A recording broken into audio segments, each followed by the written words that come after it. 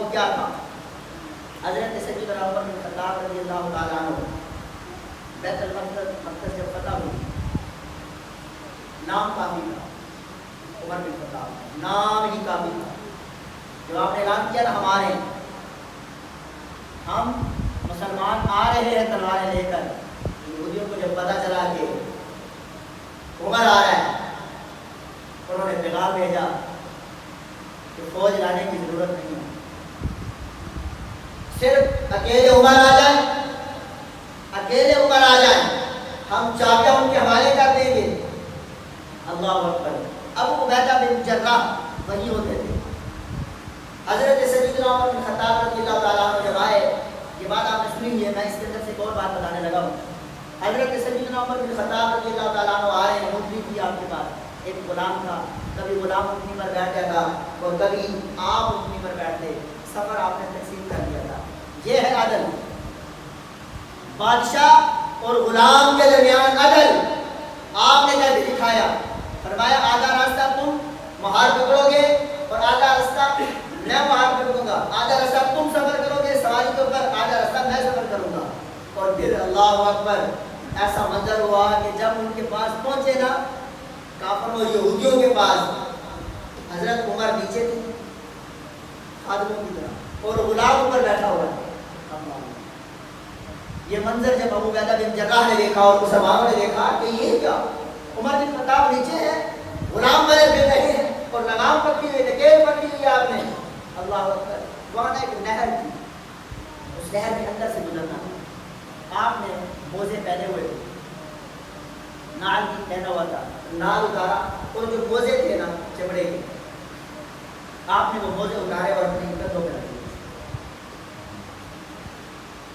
موزے کندھوں پہ رکھ دیے.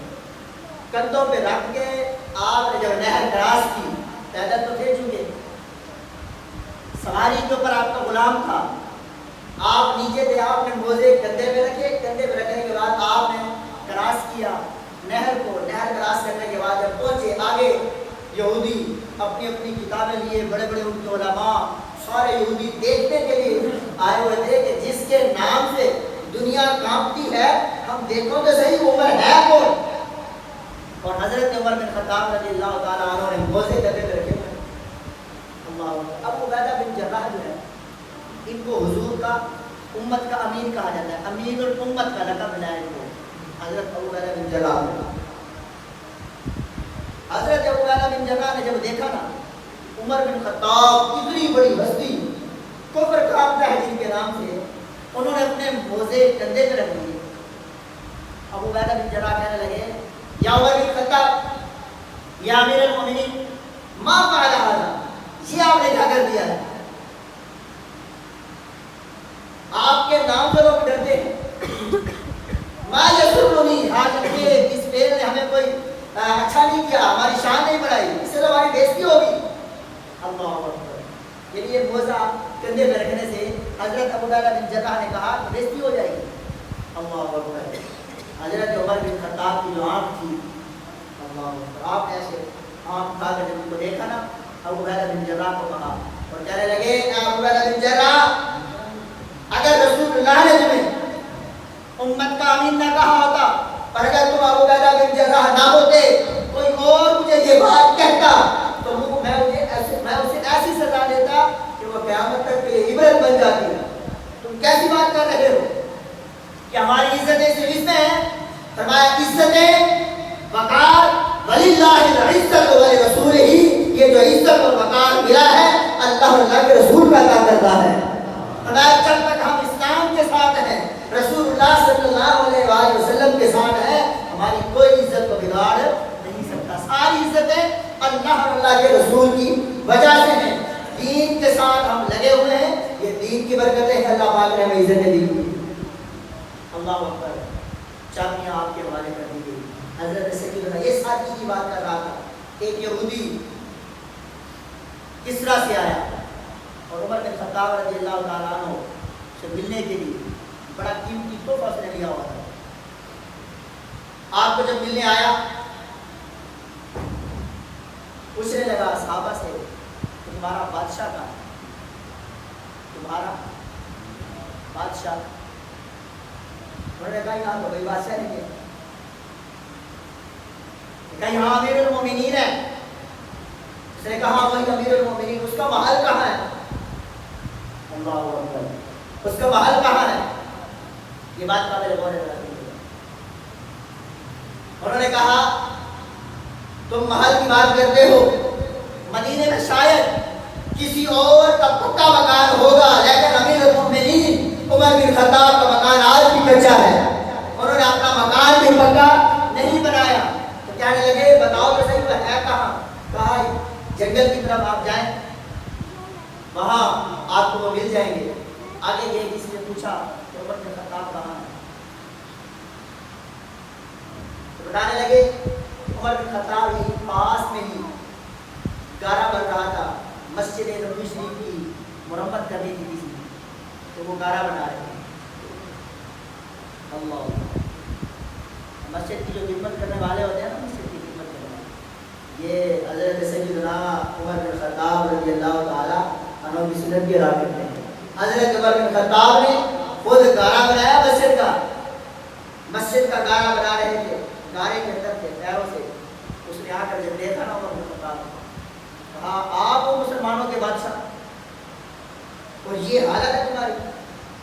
کہا میں ہوں مسلمانوں کا امیر.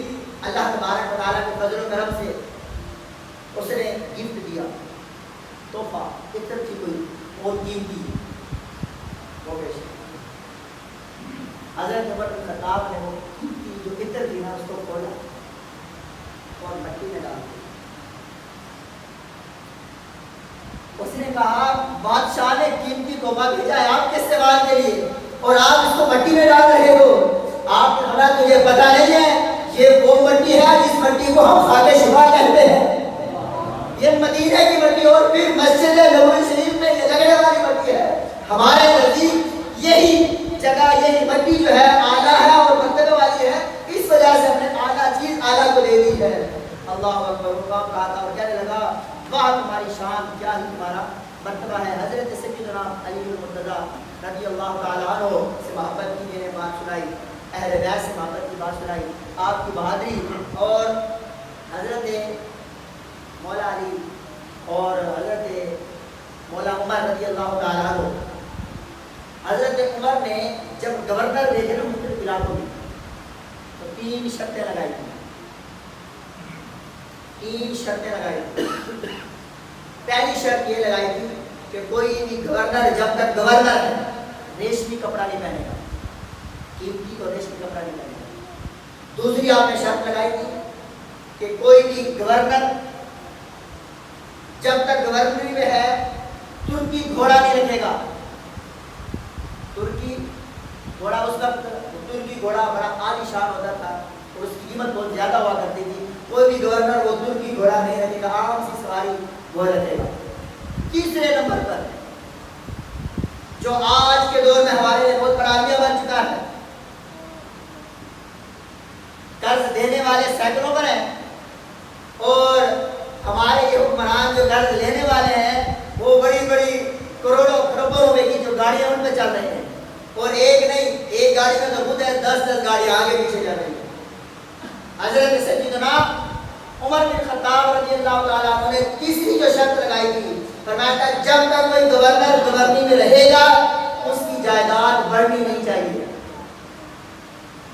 اس کی جائیداد بڑھنی نہیں چاہیے. یہ چیزیں اسلام کی تھی, ان میں عزتیں تھی. آج ہمارے مسلمان حکمران جتنے بھی ہیں, پراپرٹیاں, بنگلے, جائیدادیں,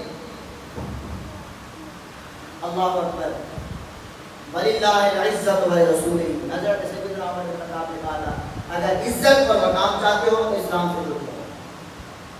آج بھی مسلمان دنیا, اسلامی دنیا یہ چاہتی ہے کہ وقار مل جائے, عزتیں مل جائیں, تو آ جاؤ رسول اللہ صلی اللہ علیہ وآلہ وسلم کے دین کے ساتھ وابستہ ہو جائے. وعلی حضرت امام احمد رضا خان فاضل بریلوی رحمۃ اللہ تعالیٰ نے بڑی خوب کا بات کی ہے. آپ فرماتے ہیں بخدا خدا کا یہی ہے در, بخدا خدا کا یہی ہے در. ہم نے اور در پکڑے ہوئے ہیں,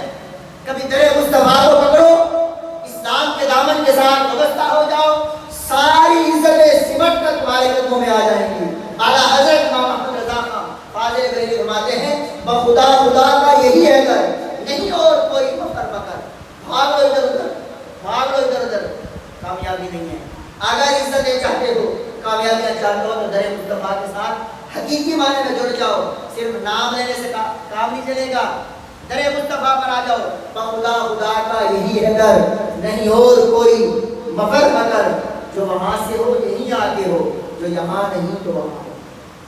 آخری بات ہے، حضرت عمر بن خطاب امیر ہے، رات کو گلیوں میں، مدینے کی گلیوں میں گشت کرتے ہیں، کہیں کوئی پریشان ہو تو اس کی پریشانی دور ہوتی ہے، وقت کا بادشاہ ہو، امیر المومنین ہو، اور وہ غریبوں کی مدد کے لیے گلیاں پوچھے پورا ہے تو مثال۔ اللہ اکبر، ایک گھر کے قریب سے گزرے، حضرت عمر بن خطاب گھر کے قریب سے گزرے، آواز آئی، ماں اپنی بیٹی سے کہہ رہی ہے، بیٹی دودھ تھوڑا ہے، اس میں تھوڑا پانی ڈال دو۔ اللہ اکبر، بیٹی نے کہا، اماں جان پانی کیوں ڈالیں؟ ماں نے کہا، بیٹا تھوڑا جو دودھ ہے ذرا زیادہ ہو جائے گا، کام لگے گا۔